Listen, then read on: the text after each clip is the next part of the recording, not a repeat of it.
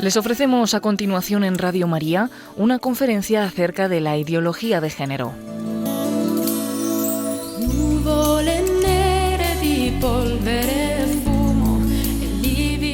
Imparte esta conferencia el prefecto de la Congregación para el Culto Divino y la Disciplina de los Sacramentos en el Vaticano, el cardenal Robert Sarah. Tuvo lugar en mayo de 2016 en Ávila.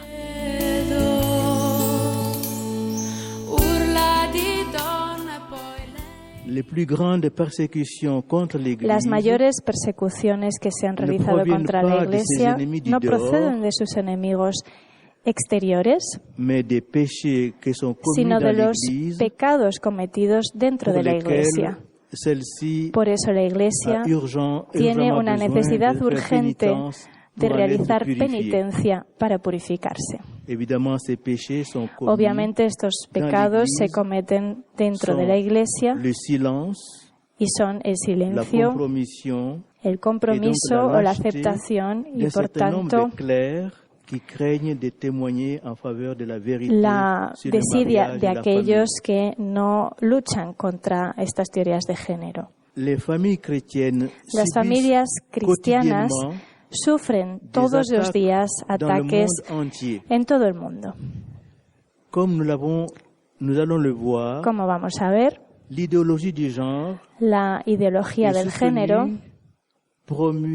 la apoyan, promueven y practican la Organización Mundial de la Salud, que depende de la Organización de las Naciones Unidas, y numerosas instituciones educativas y sanitarias que tienen su sede en los estados occidentales, en Norteamérica, Europa Occidental, Australia y Nueva Zelanda.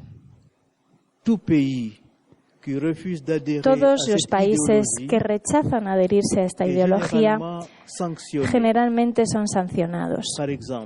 Por ejemplo, me estoy refiriendo a los estados débiles y pobres que son penalizados en la recepción de las ayudas al desarrollo, ya que estas ayudas al desarrollo están condicionadas a la aceptación por parte de estos países de esta ideología de género.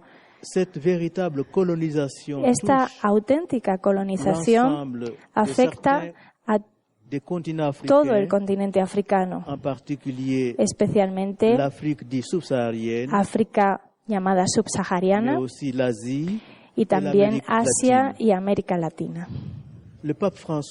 El Papa Francisco,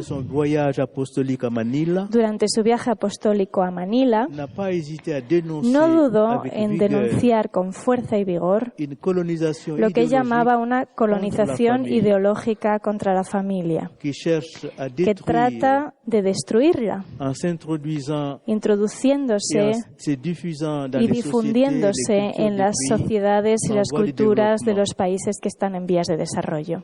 En el número 56 de su exhortación apostólica postsinodal Amoris Laetitia, critica con contundencia la ideología mortífera del género, que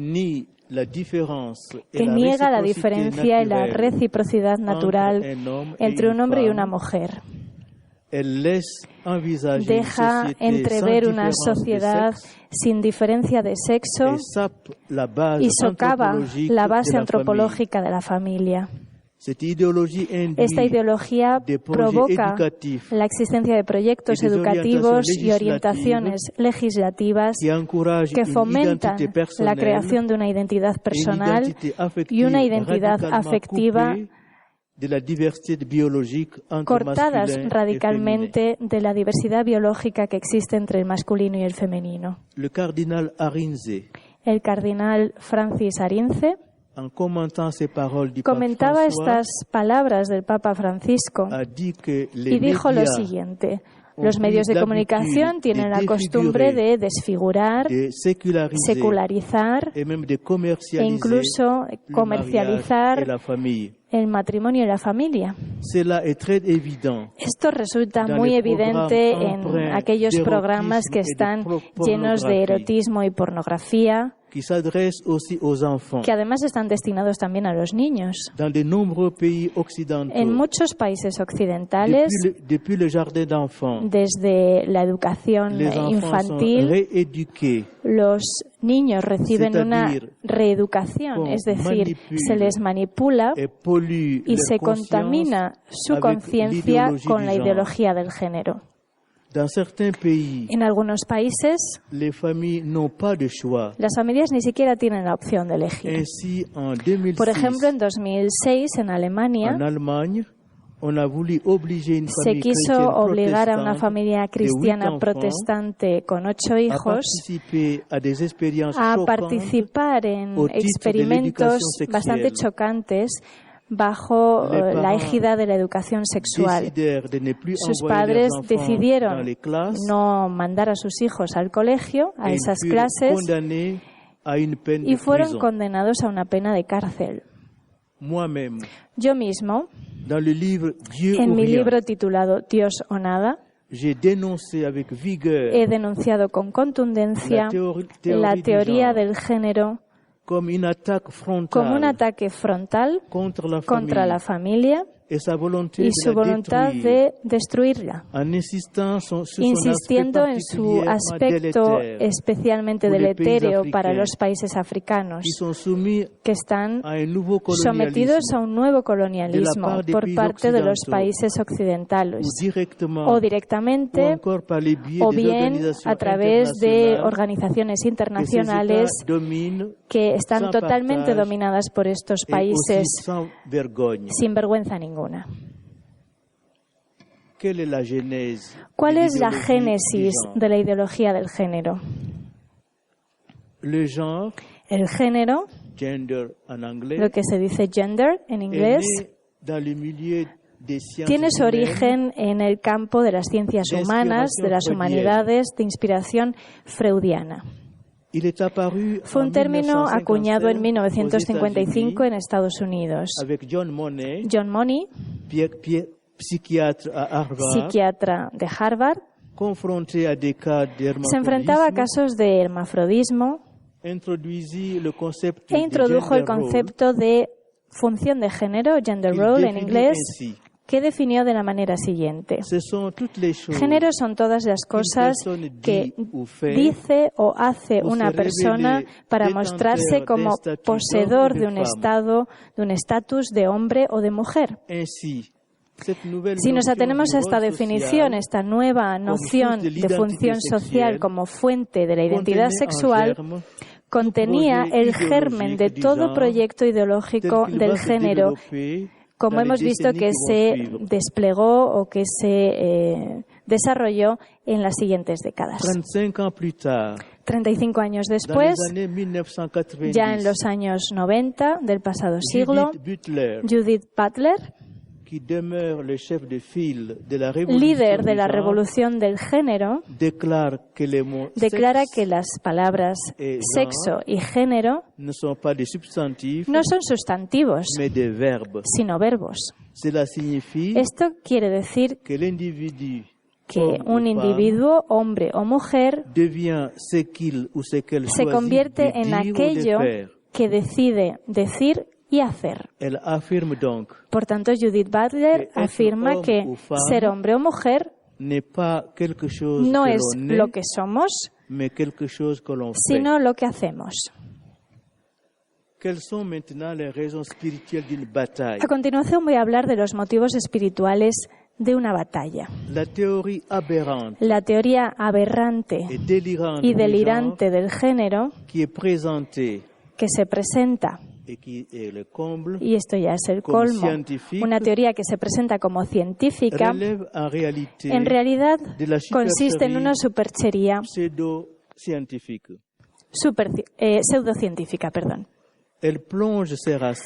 Tiene sus raíces en un humus o un mantillo, un terreno que se puede calificar de especialmente turbio, y a propósito del cual no dudo en decir que veo que tiene dentro la mano del propio diablo. ¿Pero de qué se trata? ¿Cuál es el fundamento de esta ideología? ¿Y cómo podemos combatirla? Sabemos por la Santa Biblia que Satán es homicida desde su origen. ¿Pero por qué decimos que es homicida? ¿A quién quiere matar el diablo con un tesón y un empeño que solamente terminará con la batalla final que se menciona en el Apocalipsis? Satanás quiere matar, quiere destruir el Dios que tenemos dentro, es decir, la persona humana que ha sido creada a imagen de Dios. Quiere que todos seamos individuos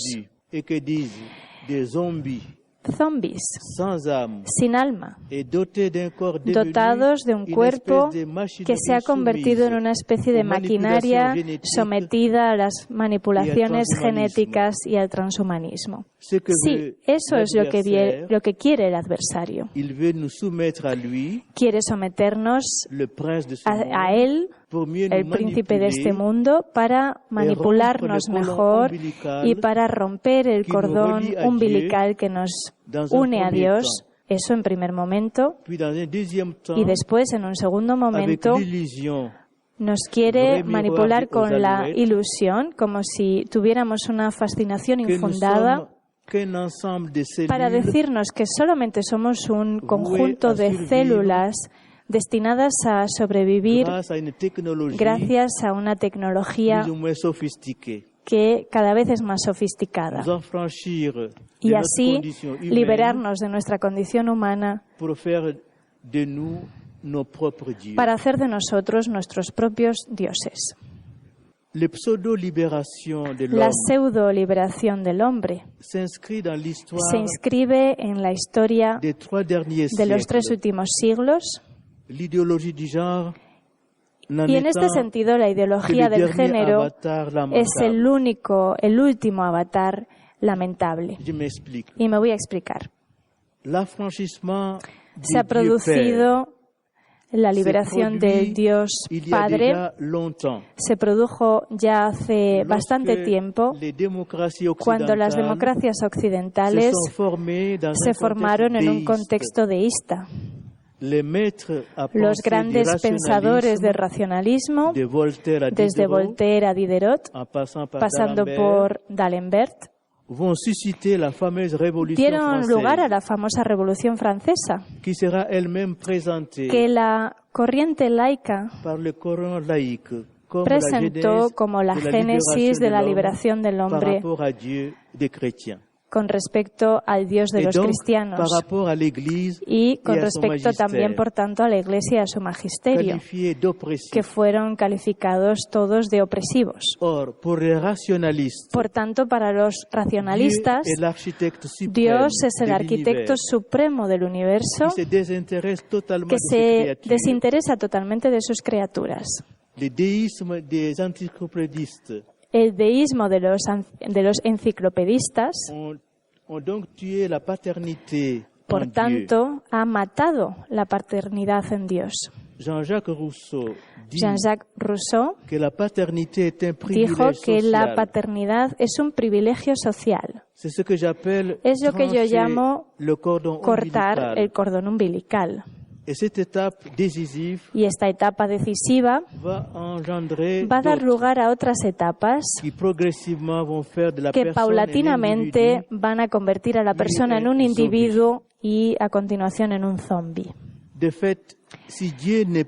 hecho, si Dios ya no es el Padre, el ciudadano deja de ser el Hijo. Y por tanto también deja de ser una persona que recibe todo de su Padre. Se convierte así en un individuo abandonado a sí mismo para la organización del mundo abandonado a la organización del mundo y a su propio destino. Como ya no recibe su identidad, ya no la recibe de aquel a cuya imagen y semejanza ha sido creado, la persona tiene que construirla ella misma, tiene que construir su identidad basándose en su única razón. Como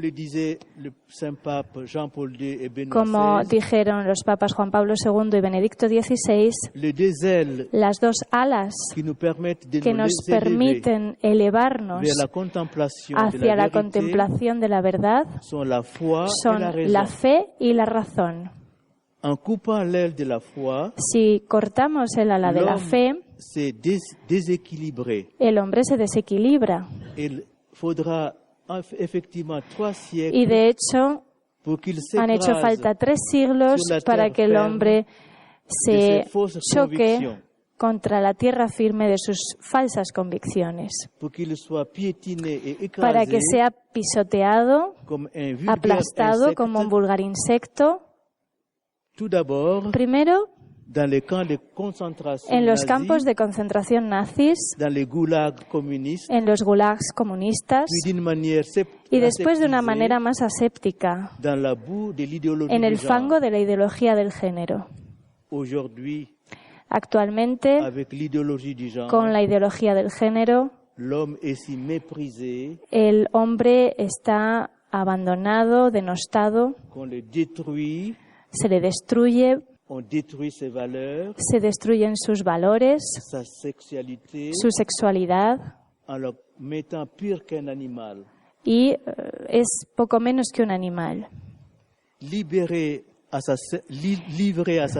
El hombre está abandonado a su única razón y por tanto pierde poco a poco todo contacto con la fuente, la paternidad de Dios, que es la que ilumina su conciencia.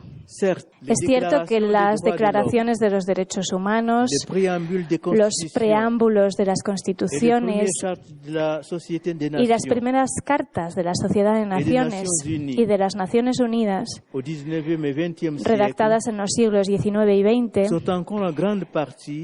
son aún en gran medida el reflejo de las normas de derecho natural.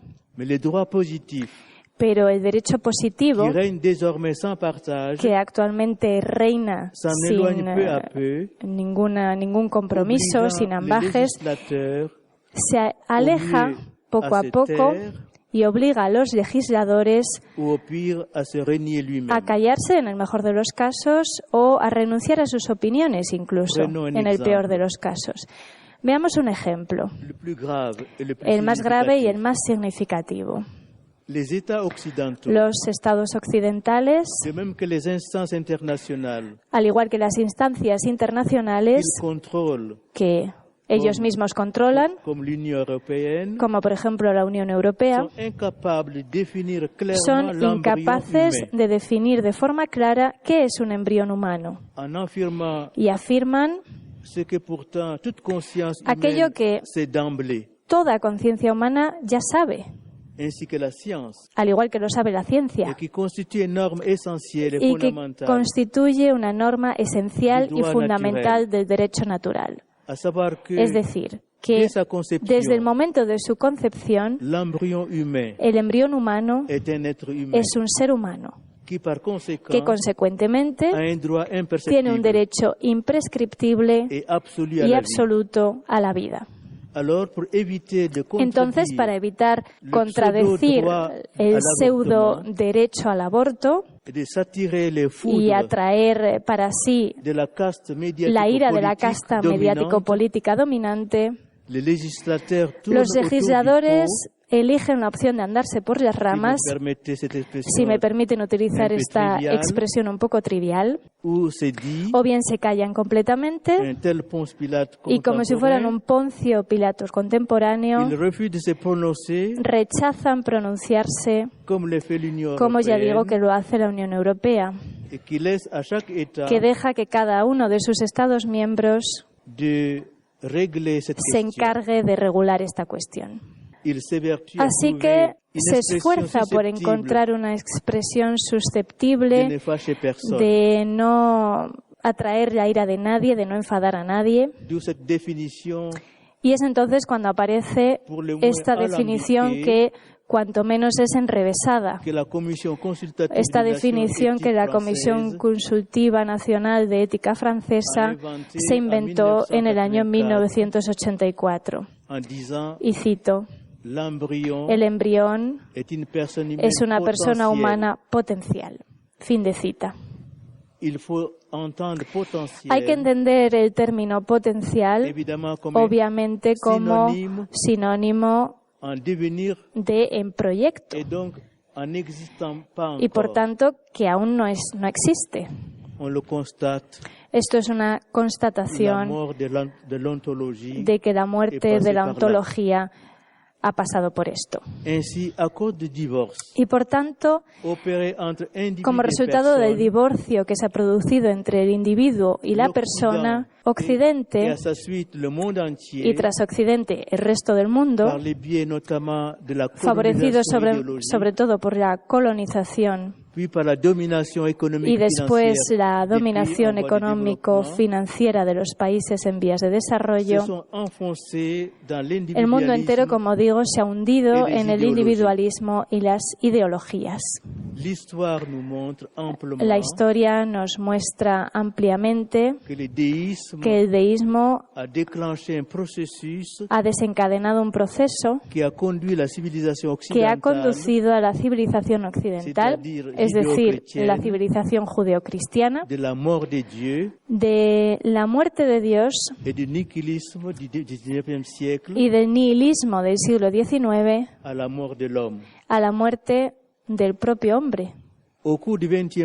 Eso durante el siglo XX, para finalmente llegar a un hundimiento sin precedentes de la institución de la familia, que es el vector de la persona humana, en la segunda mitad del siglo XX.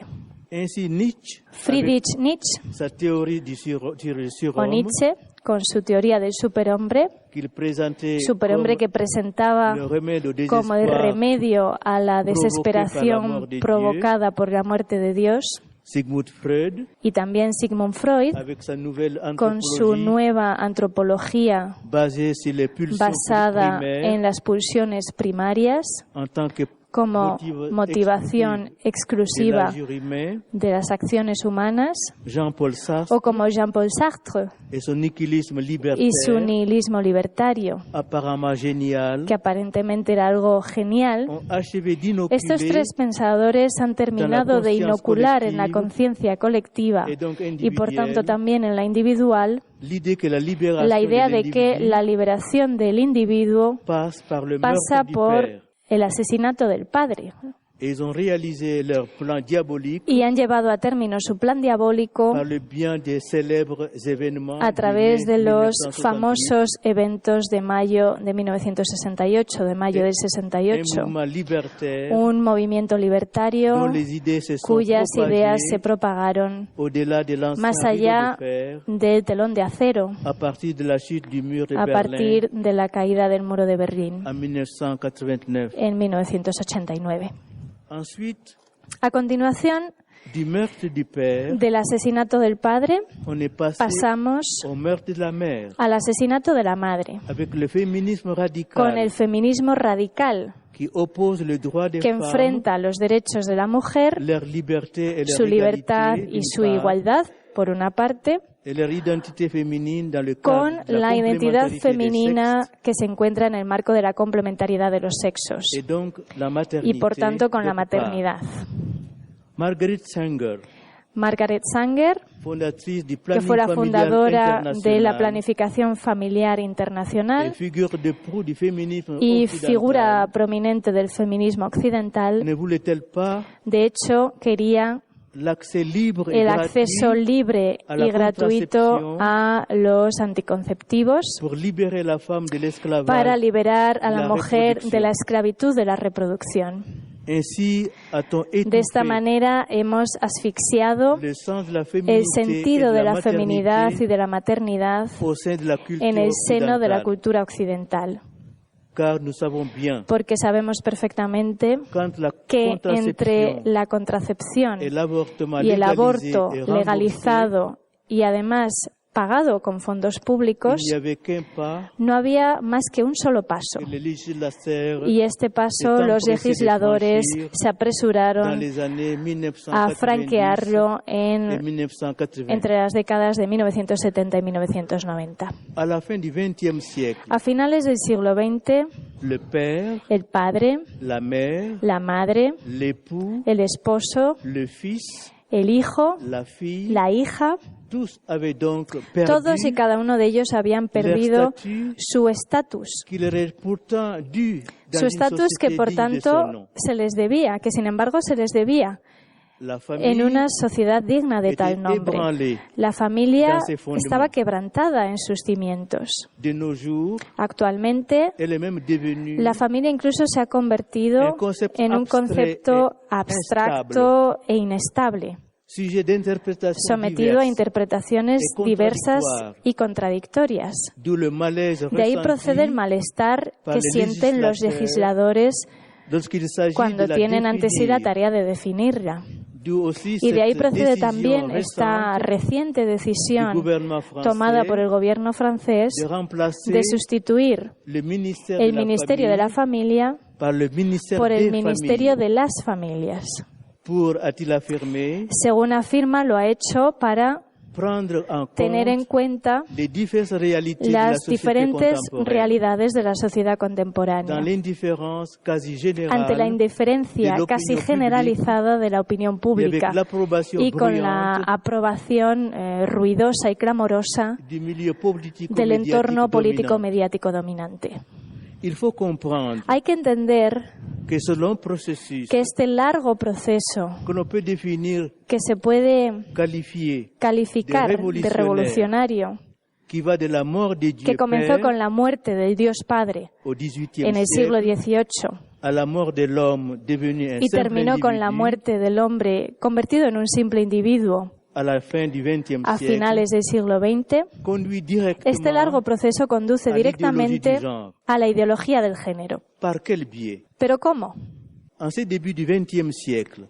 Ahora que estamos a principios del siglo XXI, las sociedades occidentales se han convertido en desiertos espirituales y demográficos. Basta con pasearse por las calles de Londres, París, Berlín, Madrid o Roma para darse cuenta de lo que estoy diciendo.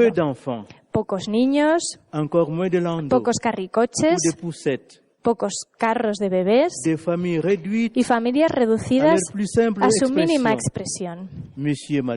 Un hombre y una mujer que a menudo son simplemente compañeros de vida y que cohabitan, que viven juntos durante un tiempo limitado, a veces con uno, dos hijos, siempre y cuando no sustituyan a los hijos por mascotas.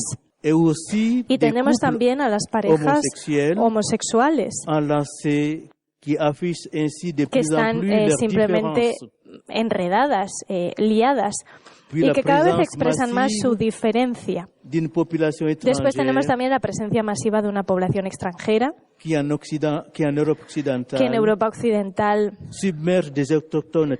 sumerge a los pueblos nativos paralizados. Esta población extranjera procede de otros continentes, los continentes del hambre y de la opresión política, con culturas y religiones diferentes. Es en definitiva un laicismo, un relativismo y una indiferencia generalizados y alimentados por ese famoso díptico del Imperio Romano en su máximo apogeo, y al mismo tiempo abocado a la depravación y a un declive inevitable. Panem et circenses, o si prefieren que utilicemos un vocabulario más actual, esa sociedad de los bienes de consumo y del ocio, pero llevado a su máximo exponente, a ultranza. Todo esto en lugar de el esfuerzo y del trabajo. Estos ciudadanos individuos que son individualistas se entregan a la soledad en el mejor de los casos y en el peor de ellos al suicidio. Suicidio a veces asistido y legalizado. Estos ciudadanos son radicalmente indiferenciados. No son más que consumidores que los sitios web, Internet, utilizan como su mercado gracias a las evaluaciones estadísticas de lo que desean. Esto que acabo de describir es la imagen de la sociedad occidental del vacío, que además es una sociedad depresiva y adolescente. De ahí al bricolaje del género solamente había un paso. Es ese vacío que ha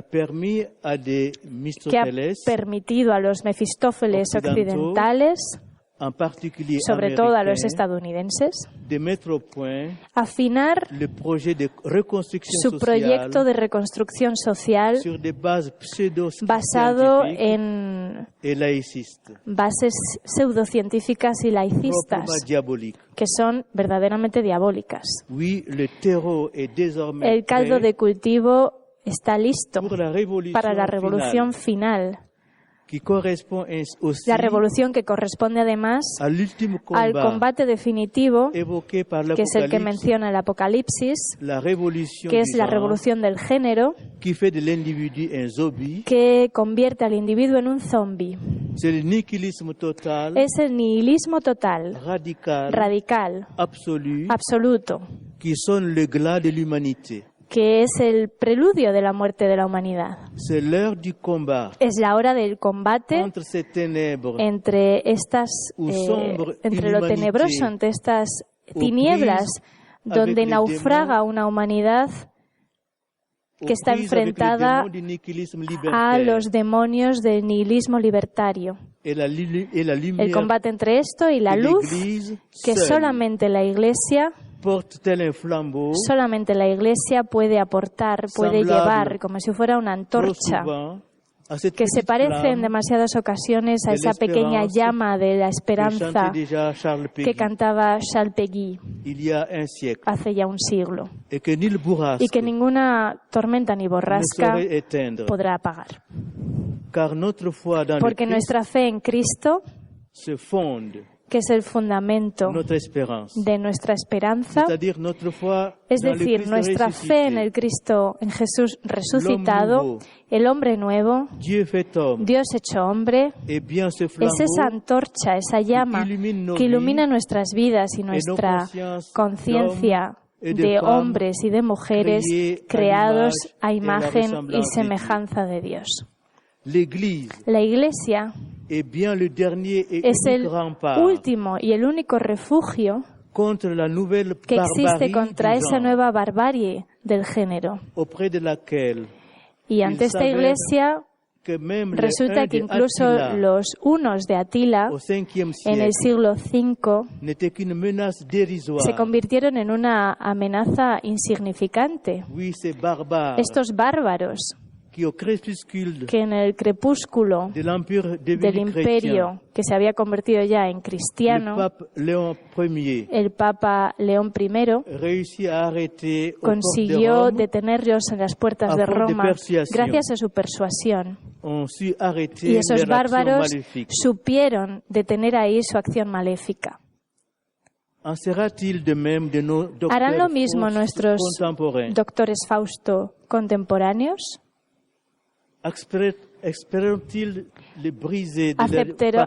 ¿Aceptarán romper su pacto diabólico contra o con el adversario, que es el que les dice, como dijo a nuestros primeros padres, vosotros vais a ser como dioses? Sí, En la actualidad, la Iglesia es el único y el último refugio contra esta nueva barbarie.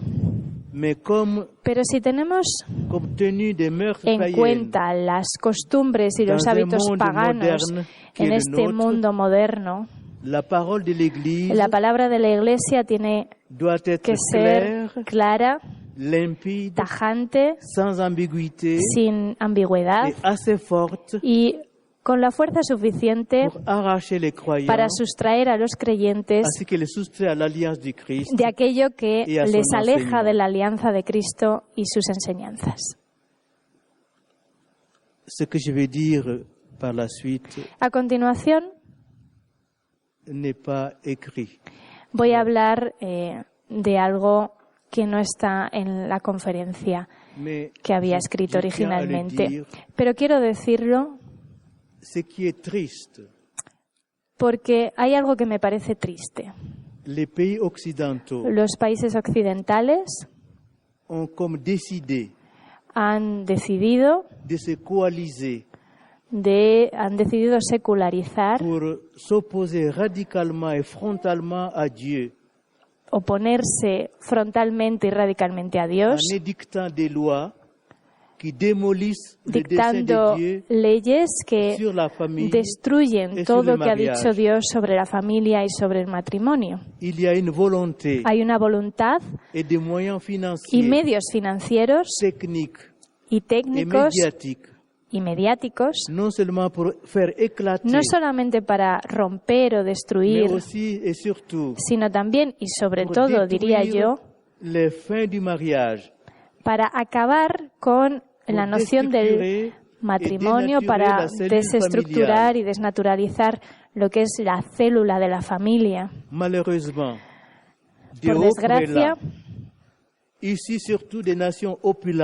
sobre todo en los países más opulentos, pero en todas partes, están deseosos de modificar la doctrina y la moral cristianas en todo lo que se refiere al matrimonio y otras estructuras regulares.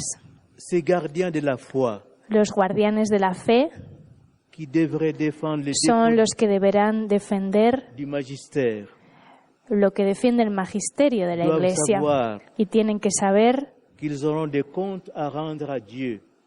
que tendrán que rendir cuentas ante Dios y que el problema fundamental que supone la destrucción de la fe en el matrimonio es un problema moral natural. Y en este plano natural, el hombre y la mujer son llamados a unirse de forma indisoluble para dar testimonio de la ternura, para apoyarse mutuamente en una complementariedad armoniosa. Esta realidad natural es esta realidad material que el Señor elevó a sacramento. Y es esto lo que la Iglesia tiene que defender y proteger hasta la muerte, para la salvación de la humanidad. Como texte est écrit, je voudrais pas vous ennuyer, je voudrais seulement passer ce qui me traduise. Voy a continuar con la conferencia después de este inciso. Je voudrais seulement passer pour les dernières parties de. Y ahora voy a pasar a la última parte de la conferencia. Notamment, j'ai déjà défini ce que c'est que le genre. Porque como ya he definido lo que es el género, je saute également voy a saltarme esa parte. También voy a saltarme el vocabulario de construcción. Antes hablábamos de Antes hablamos del esposo, del marido, de la mujer, de la esposa. Ahora, sin embargo, se habla de compañeros. Antes se hablaba de la maternidad. Pero ahora hablamos del derecho de la mujer a disponer de su cuerpo libremente. Antes hablábamos de la familia. Y ahora hablamos de familias en plural, o la familia en todas sus formas, etc. ¿Esto qué es? Una destrucción del vocabulario. Y los medios de comunicación de masas nos quieren introducir en este nuevo vocabulario. También me voy a saltar de aparte de la difusión de la ideología del género en los estados, con todos los medios que dichos estados utilizan para ello. Y también en cuanto a las organizaciones internacionales. Voy a pasar a lo que yo llamo la dictadura, a través de la subversión ideológica y de la sumisión ideológica. Según la ideología del género, la familia se ha convertido en un lugar donde se negocia el poder. Ya no es la célula básica de la sociedad, y ni mucho menos es un lugar de amor ni de comunión interpersonal. La familia, decían los teóricos del género, era una fuente de desigualdad. Y por eso hay que cambiar las relaciones de poder entre los hombres y las mujeres, entre los niños y las niñas, y hay que hacerlo desde la enseñanza primaria. Sabemos que en bastantes países occidentales estos objetivos se han convertido en hechos, en una realidad. Por ejemplo, en Francia existe un programa de enseñanza que se llama el ABC de la igualdad, que fue idea de Najat Vallaud-Belkacem, cuando era ministra de los derechos de la mujer, y el objetivo de este programa era luchar contra el sexismo y los estereotipos de género, según decía ella. Este programa se introdujo de forma experimental a partir del curso 2013-2014 en 600 aulas de educación infantil y primaria en Francia. Esta iniciativa pedagógica se encontró con bastante oposición y, por tanto, el 25 de noviembre de 2014, la ministra Vallaud-Belkacem, que en aquel momento era ministra de Educación Nacional, sustituyó este programa, el ABC de la igualdad, por un plan de acción que recuperaba a grandes rasgos las directrices del proyecto anterior. Los partidarios de la ideología del género querían crear políticas que debilitaran lo que ellos llaman las estructuras de sometimiento. Llamaban estructuras de sometimiento a todas las fuerzas políticas, culturales y religiosas que atribuyen funciones, roles de género estereotipados a hombres y a mujeres, y que por tanto limitan las decisiones de vida de las mujeres y las niñas, y que obligan a los homosexuales a adoptar roles heterosexuales, los cuales obviamente rechazan. Esto que nos encontramos aquí son dos afluentes envenenados que se unen para dar lugar a un río llamado género. Ese río es el feminismo y los grupos homosexuales y transexuales que se llaman LGBT. En su obra, en su libro que acaba de ser publicado, titulado Religión, la hora de la verdad, Monseñor Roland Mineraz, arzobispo de Dijon, afirma lo siguiente, y cito: la modernidad ha querido apostar por un hombre cortado de Dios. Y si Dios ha creado el mundo y los seres humanos,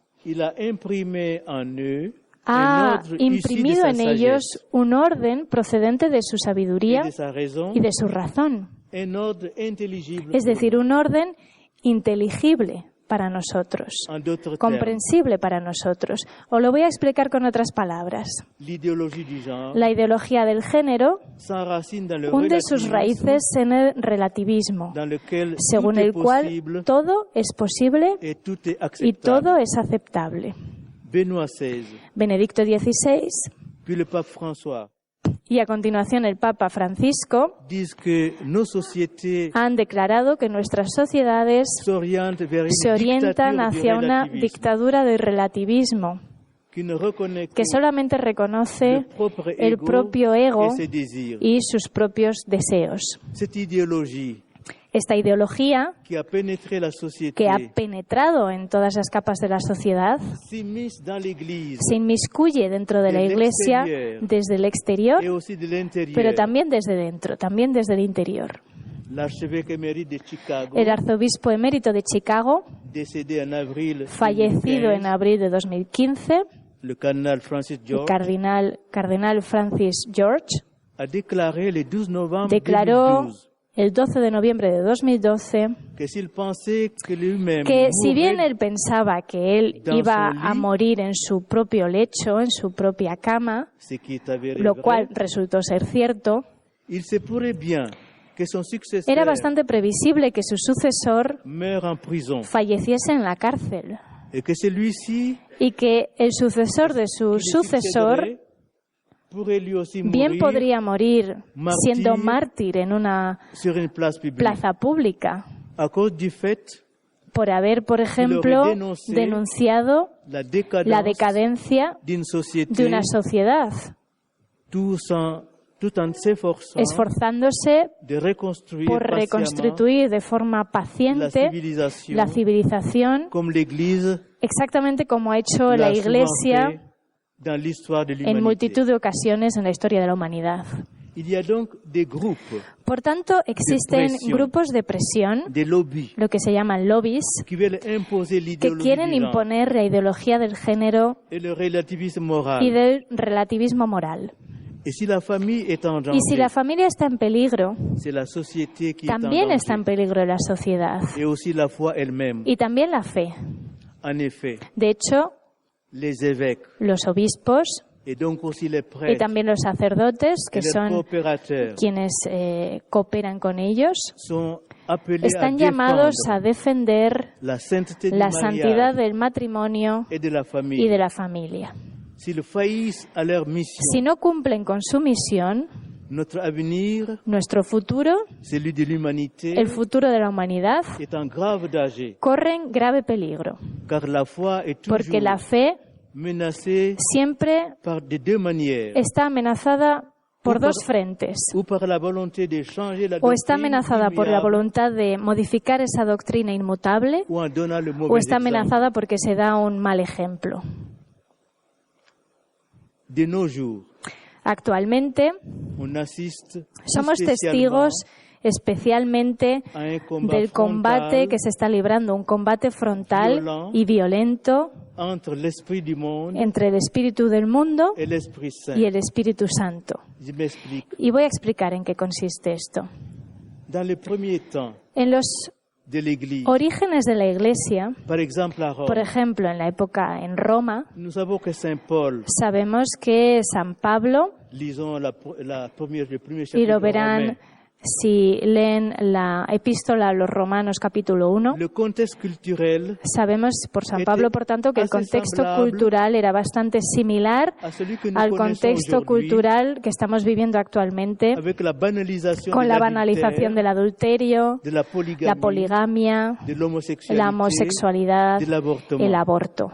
Los cristianos de esta época, de aquella época, no aceptaron ningún compromiso, sino que se mantuvieron fieles al Evangelio. Incluso aunque su testimonio fuera a contracorriente de la cultura dominante. Y gracias a su ejemplo, que fue creíble, pudieron convertirse en la levadura dentro de la masa pagana de aquella época, según nos decía Jesús.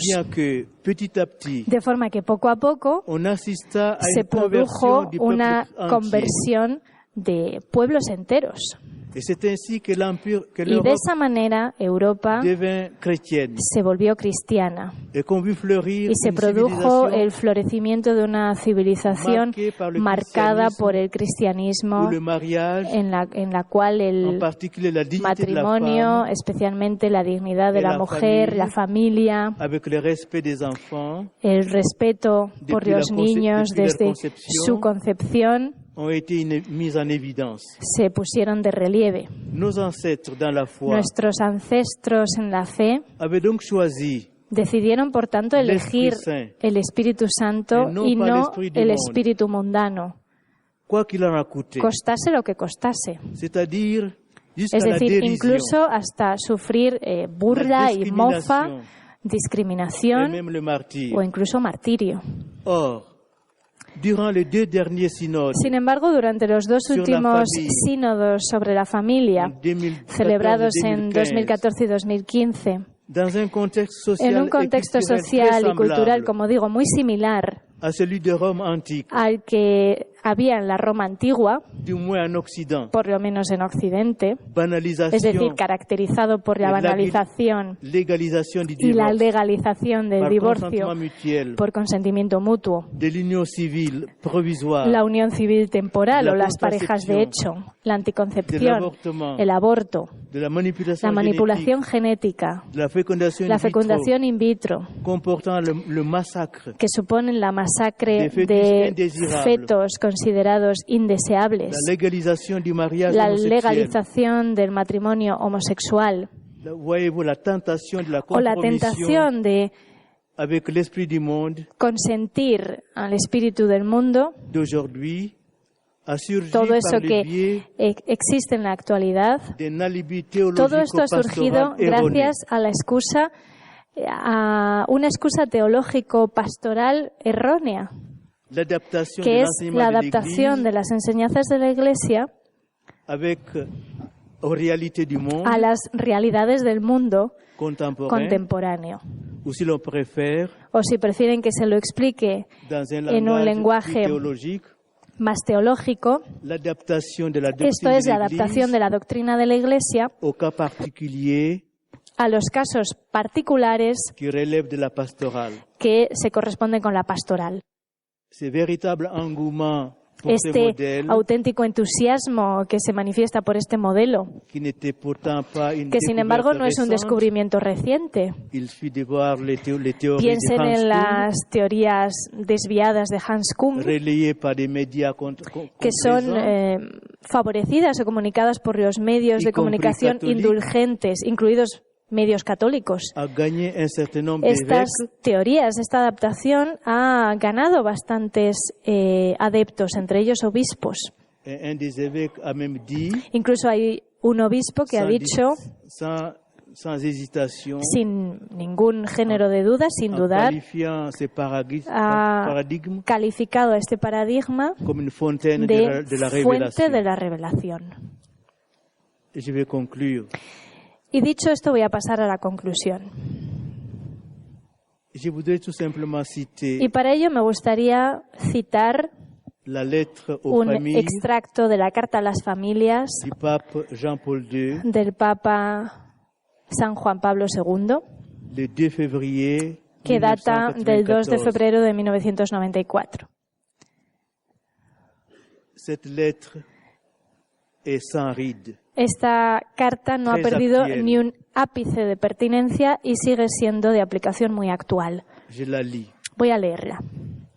Que le Christ, que Cristo, que es el mismo, hier, que era ayer y que es hoy y que lo será por siempre, soit avec nous, esté con nosotros. Mientras nosotros flexionamos las rodillas ante el Padre, del cual proceden toda paternidad, toda maternidad y toda familia humana, y con las palabras de la oración que Jesucristo dirigió a su Padre y que nos enseñó, y que nos sigue dando, gracias a ella, una vez más, el testimonio del amor con el cual nos ama hasta el fin, con la potencia de su verdad. Hablo al hombre actual para que entienda la grandeza de los bienes de los bienes que son el matrimonio, la familia y la vida. Y que entienda el gran peligro que constituye el rechazo a respetar estas realidades y la falta de consideración por los valores supremos que fundamentan la familia y la dignidad del ser humano. Que el Señor Jesús nos revele todo esto con la potencia y la sabiduría de la cruz, para que la humanidad no ceda ante la tentación del padre de la mentira, que la empuja constantemente a embarcarse en caminos anchos y despejados,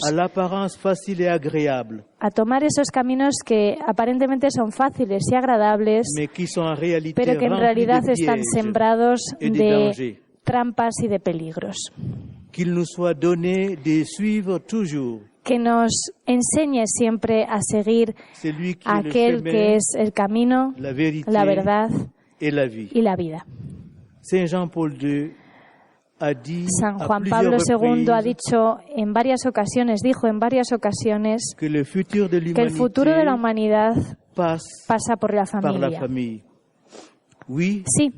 Si la batalla final entre Dios y el reino de Satán pasa por el matrimonio y la familia, tenemos que tomar conciencia urgentemente de que estamos ya en el centro de esta batalla espiritual, de la cual depende el futuro de nuestras sociedades humanas. Y sabemos que la familia, que se fundamenta en el matrimonio del amor, el matrimonio monógamo, el matrimonio libre, fiel e indisoluble, es esa célula básica. Nuestras familias cristianas son como esas múltiples celdas de cera de las colmenas, esas celdas, esos alveolos frágiles y que siempre tenemos que estar reforzando y protegiendo, que constituyen la colmena, donde todos estamos llamados a probar la miel de la verdad. Esa miel que son las palabras salvíficas del Señor Jesús y de su esposa, la Santa Iglesia. Y en este año jubilar de la misericordia,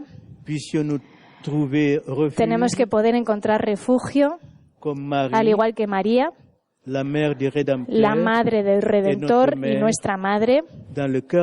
Tenemos que encontrar refugio, como digo, en el corazón de Jesús, en ese sagrado corazón atravesado de amor por nosotros, y antes de que sea demasiado tarde. Les hemos ofrecido en Radio María esta interesante conferencia sobre la ideología de género. Fue impartida en mayo de 2016 en Ávila por el prefecto de la Congregación para el Culto Divino y la Disciplina de los Sacramentos en el Vaticano, el cardenal Robert Sarah. Pueden pedirla en el 902 500 518 o a través de nuestra página web www.radiomaria.es.